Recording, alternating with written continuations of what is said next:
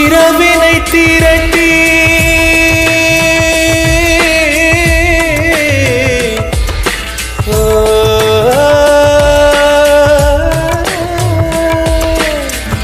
இரவினை திரட்டி கண்மணியின் குழல் செய்தாரோ, கண்மணியின் குழல் தாரோ, நிலவின் ஒளி திரட்டி கண்கள் செய்தாரோ.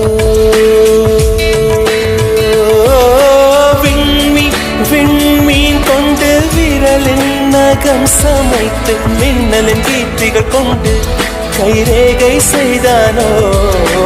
வாடை காற்று பட்டு வயதிற்கு வந்த பூக்கள் கொண்டு தங்கம் தங்கம் பூசி தோல் செய்தானோ.